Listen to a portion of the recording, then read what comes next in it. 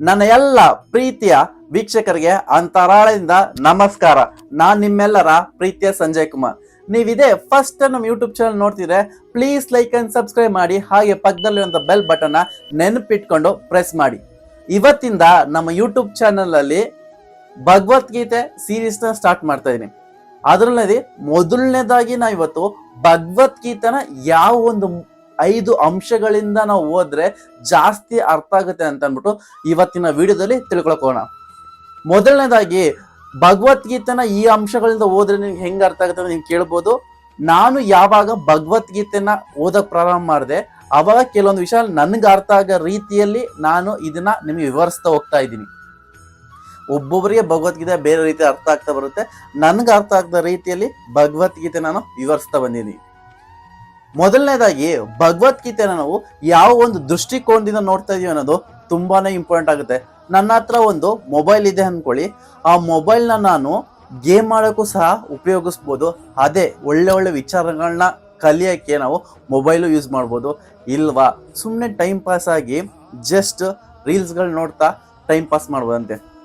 ಹಾಗೇನೆ ಭಗವದ್ಗೀತೆ ನಾವು ಯಾವ ಒಂದು ದೃಷ್ಟಿಕೋನದಲ್ಲಿ ಭಗವದ್ಗೀತೆನ ಓದ್ತಾ ಇದೀವಿ ಅನ್ನೋದು ತುಂಬಾನೇ ಇಂಪಾರ್ಟೆಂಟು.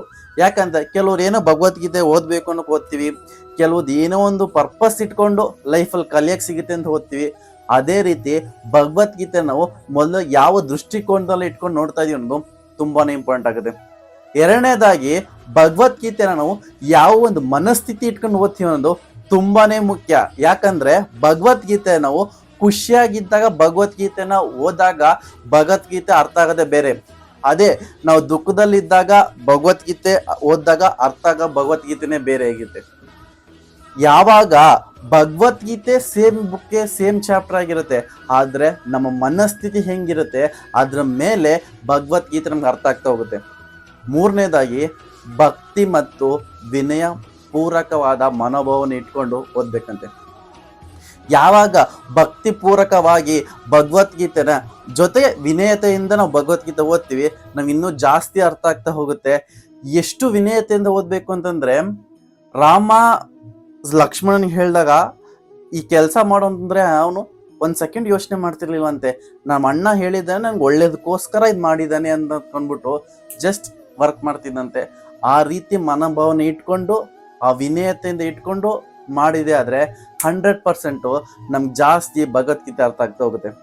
4ನೇ ಅಂಶ ಏನಂತಂದ್ರೆ ಸರೆಂಡರ್ ಆಗಿರ್ಬೇಕಂತೆ. ಯಾವಾಗ ಶರಣಾಗತಿ ಮನೋಭಾವನೆಯಿಂದ ಭಗವದ್ಗೀತೆನ ಓದ್ತೀವಿ ಜಾಸ್ತಿ ಅರ್ಥ ಆಗುತ್ತೆ ಬರುತ್ತೆ. ಯಾವಾಗ ನಮ್ಗೆ ಅಹಂಕಾರ ಮನೋಭಾವನೆ ಇಟ್ಕೊಂಡು ಭಗವದ್ಗೀತೆ ನೀನು ಓದ್ತೀನಿ ಅಂತ ಹೋದ್ರು ಸಹ ಖಂಡಿತ ಓದಕ್ಕಾಗಲ್ಲ. ಯಾವಾಗ ಒಬ್ಬ ಶರಣಾಗತಿ ಮನೋಭಾವನೆ ಇಟ್ಕೊಂಡು ಸರೆಂಡರ್ ಆದಾಗ ಮಾತ್ರ ಭಗವದ್ಗೀತೆ ನಮ್ಗೆ ಜಾಸ್ತಿ ಅರ್ಥ ಆಗುತ್ತೆ. ಅರ್ಜುನ ಯಾವಾಗ ಬಿಲ್ಲು ಬಾಣಗಳನ್ನ ಬಿಟ್ಬಿಟ್ಟು ನನ್ನ ಕೈಲಿ ಮಾಡೋಕ್ಕಾಗಲ್ಲ, ಯುದ್ಧ ಮಾಡೋಕ್ಕಾಗಲ್ಲ, ತನ್ನವರಲ್ಲಿ ಕೊಲ್ಲಕ್ಕಾಗಲ್ಲ ಅಂದ್ಬಿಟ್ಟು ಶ್ರೀಕೃಷ್ಣ ಪರಮಾತ್ಮನ್ಗೆ ಸರೆಂಡರ್ ಆದ, ಆಗ ಭಗವದ್ಗೀತೆ ಉಪದೇಶ ಮಾಡಿದಾಗ ಅರ್ಜುನನ್ಗೆ ಅವಾಗಿಂದ ಸ್ಟಾರ್ಟ್ ಆಗಿದ್ದು. ಯಾವಾಗ ಒಂದು ಸರೆಂಡರ್ ಆದ ನೋಡಿ ಅವಾಗ ಕ್ಷಣದಿಂದ ಭಗವದ್ಗೀತೆ ಶ್ರೀಕೃಷ್ಣ ಪರಮಾತ್ಮ ಉಪದೇಶ ಮಾಡೋಕ್ಕೆ ಪ್ರಾರಂಭ ಆಗಿದೆ ಅಂತೆ. ನಾವು ಸಹ ಅಷ್ಟೇ, ಎಷ್ಟು ಶರಣಾಗತಿ ಮನೋಭಾವನೆ ಇಟ್ಕೊಂಡು ಭಗವದ್ಗೀತೆ ಓದ್ತೀವಿ ಅದ್ರ ಮೇಲೆ ನಮಗೆ ಅರ್ಥ ಆಗ್ತಾ ಹೋಗುತ್ತೆ. 5ನೇ ಅಂಶ ನಂಬಿಕೆ. ಭಗವದ್ಗೀತೆ ನಾವು ಎಷ್ಟು ನಂಬಿಕೆ ಇಟ್ಕೊಂಡು ನಾವು ಓದ್ತೀವಿ ಅದ್ಮೇಲೆ ಅರ್ಥ ಆಗುತ್ತೆ. ಎಷ್ಟೋ ಜನ ಭಗವದ್ಗೀತೆ ಓದ್ತಾರೆ, ಯಾವುದೋ ಒಂದು ಕಥೆ ಅಂದ್ಬಿಟ್ಟು ಅದನ್ನ ನೆಗ್ಲೆಕ್ಟ್ ಮಾಡ್ತಾರೆ ಎಷ್ಟೋ ಜನ.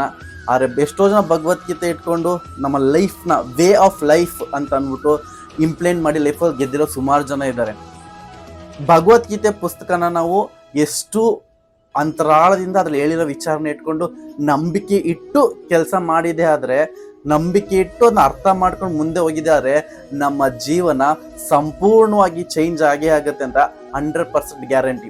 ಯಾಕೆ 100% ಗ್ಯಾರಂಟಿ ಅಂತ ಹೇಳ್ತೀನಿ ಅಂತಂದ್ರೆ, ಯಾರೋ ಲೈಫಲ್ಲಿ ಗೆದ್ದಿದ್ದಾರೆ ಅಂತ ಒಂದು ಲಿಸ್ಟ್ ಮಾಡಿದಾಗ ಭಗವದ್ಗೀತೆ ಅನ್ನೋ ಪುಸ್ತಕನ ಪ್ರತಿಯೊಬ್ಬರು ಸಹ ಲಿಸ್ಟಲ್ಲಿ ಮೆಜಾರಿಟಿ ಲಿಸ್ಟಲ್ಲಿ 90% ಜನ ಓದಿದ್ದಾರೆ. ಅವರೆಲ್ಲ ಹೇಳೋದು ಒಂದೇನೆ, ಯಾರೋ ಲೈಫಲ್ಲಿ ಗೆದ್ದಿರೋ ಎಲ್ಲ ಭಗವದ್ಗೀತೆ ಪುಸ್ತಕ, ರಾಮಾಯಣ, ಮಹಾಭಾರತ ಒಂದು ಸಲ ಜೀವನದಲ್ಲಿ ಓದಿ ನಿಮ್ಮೆಲ್ಲ ಸಮಸ್ಯೆಗಳಿಗೆ ಪರಿಹಾರ ಪುಸ್ತಕದಲ್ಲಿದೆ ಅಂದ್ಬಿಟ್ಟು.